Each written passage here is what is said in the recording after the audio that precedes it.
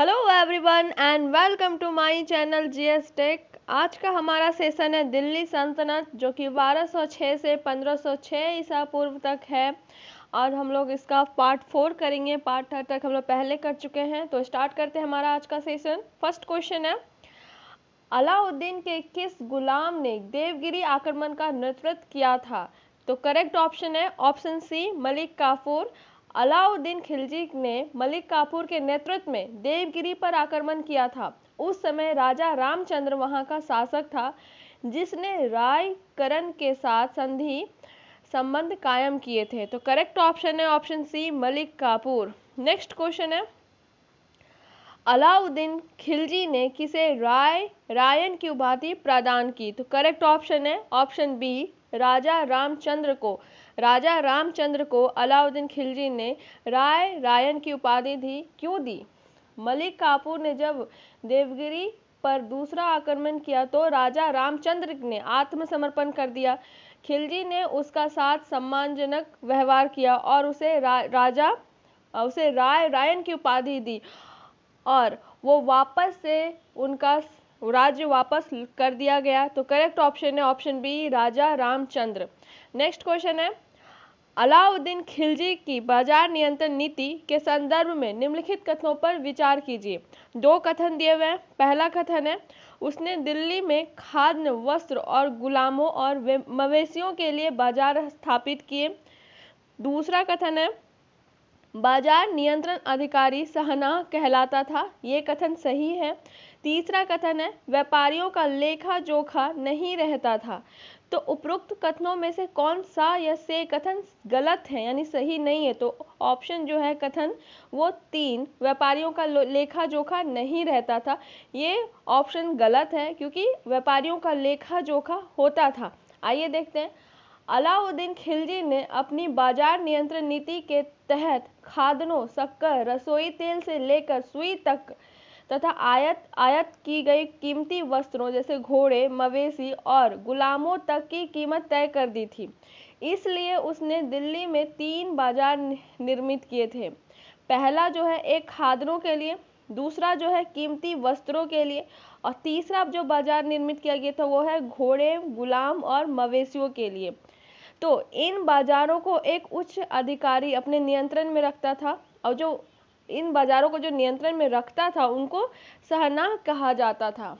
सहना अधिकारी ही व्यापारियों की एक पंजिका रखता था, जिसमें सबका लेखा जोखा रहता था तथा दुकानदारों और कीमतों पर कड़ी निगाह रखता था। तो इस तरह से करेक्ट ऑप्शन है option D. Next question, Delhi सल्तनत का वह कौन सा शासक था जिसने भू राजस्व को कृषि उपज का आधा हिस्सा तय किया था? तो करेक्ट ऑप्शन है ऑप्शन सी, अलाउद्दीन खिलजी। अलाउद्दीन खिलजी ने खाद्यान्नों की नियमित तथा सस्ती आपूर्ति सुनिश्चित करने के लिए घोषणा की। दोआब क्षेत्र अर्थात यमुना के जो निकट, मेरठ से लेकर इलाहाबाद के निकट का जो करा सीमा है, वहां तक के प्रदेशों की भू राजस्व अदायगी सीधे राज्य को जाएगी। इसके अलावा भू राजस्व के रूप में उपज का आधा हिस्सा नगद जमा करना होगा। तो करेक्ट ऑप्शन है option C, Alauddin Khilji. Next question है, दो कथन, एक कथन दिए हुए और एक कारण दिया हुआ है। पहला कथन है, जो अलाउद्दीन के दक्षिण अभियान धन लूट से संबंधित थे, ठीक है, और इसका कारण, वह दक्षिण पर प्रत्यक्ष शासन करना चाहता था। तो करेक्ट ऑप्शन है ऑप्शन सी। ए कथन जो है वो सही है, लेकिन आर जो है रीजन वो इसका सही नहीं है। तो अलाउद्दीन का दक्षिण में सभी राज्यों पर एक के बाद एक आक्रमण धन का लालच था और गौरव की लालच भी थी, न कि उनकी आंतरिक नीति में हस्तक्षेप करना था। वह इन जीते हुए दक्षिण राज्यों को अपने कब्जे में करना चाहता था, लेकिन उन पर प्रत्यक्ष शासन कभी करना नहीं चाहता था। नेक्स्ट क्वेश्चन है, नगद वेतन देने वाला सल्तनत का पहला सुल्तान कौन था? तो करेक्ट ऑप्शन है ऑप्शन सी, अलाउद्दीन खिलजी। अलाउद्दीन खिलजी का भू राजस्व को नगद वसूलने के पीछे यही उद्देश्य था कि वह अपने सिपाहियों को नगद वेतन दे सके। इस वेतन से सैनिक अपना गुजारा, घोड़े की देखरेख तथा साज समाज की दुरुस्त रखता था।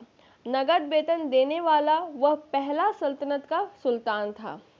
नेक्स्ट क्वेश्चन है, जैन मुनि जिन प्रभासुरी किस सल्तनत कालीन शासक के संबंधित थे?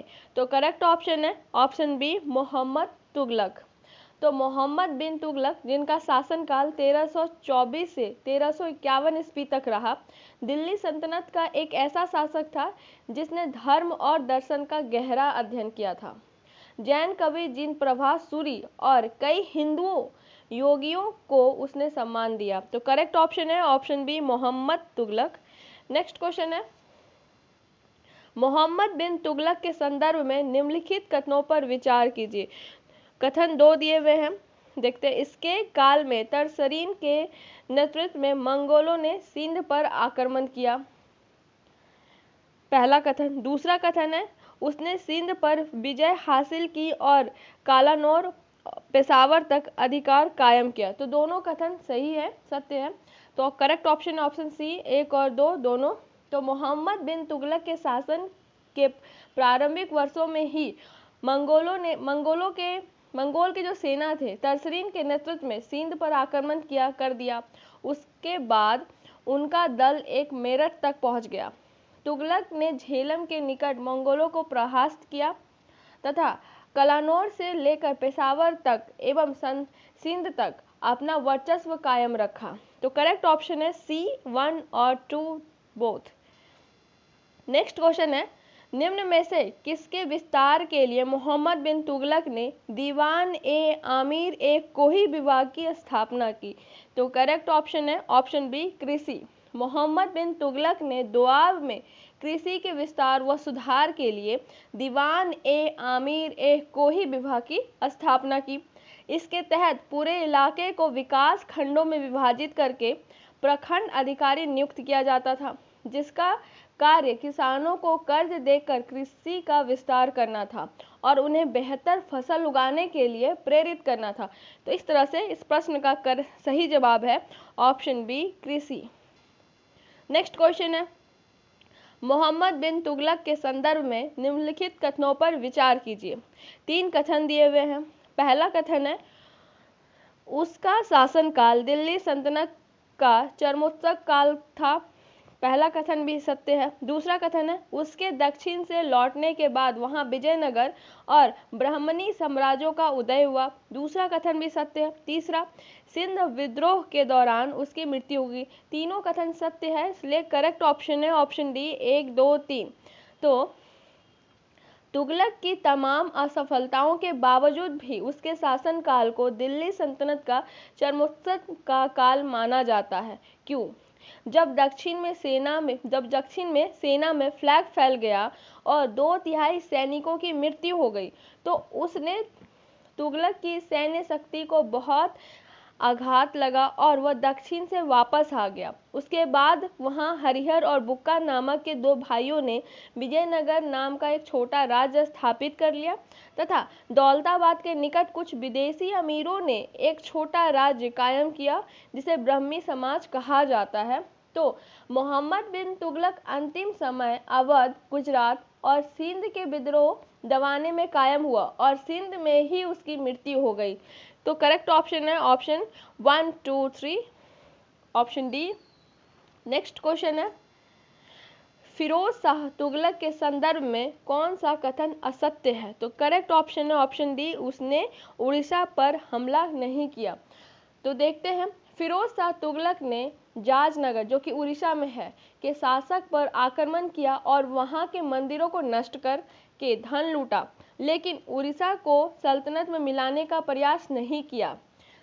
नेक्स्ट क्वेश्चन है, फिरोज शाह तुगलक के संदर्भ में निम्नलिखित कथनों पर विचार कीजिए। 3 कथन दिए हुए हैं। उसने एकता को वंशानुगत बनाया, दूसरा है उसने सेना में वंशानुगत सिद्धांत लागू किया, तीसरा है वह सिपाहियों को नगद वेतन देता था। उपरोक्त कथनों में से कौन सा कथन सही नहीं है? तो वो है ऑप्शन सी, केवल 3, यानी वह सिपाहियों को नगद वेतन देता था। ये कथन गलत है क्योंकि नगद वेतन जो है अलाउद्दीन खिलजी देता था। तो फिरोज शाह तुगलक का शासनकाल शांति और मुख्य विकास का योग था। उसने हुक्म जारी किया था कि अमीर की मृत्यु होने पर इक्ता सहित उसका जो स्थान है पुत्र, दामाद या गुलाम को उत्तराधिकारी मानकर दिया जाएगा, जो बाद में हानिकारक सिद्ध हुआ। उसने वंशानुगत सिद्धांत को सेना पर लागू किया था और वह सिपाहियों को नगद वेतन नहीं देता था, बल्कि वेतन की जगह अलग अलग गांवों का भू राजस्व उसके नाम कर देता था। तो करेक्ट ऑप्शन है ऑप्शन सी। नेक्स्ट क्वेश्चन है, दिल्ली सल्तनत के किस शासक ने जजिया को अलग कर के रूप में वसूलने की नीति अपनाई? तो करेक्ट ऑप्शन है ऑप्शन सी, फिरोज शाह तुगलक।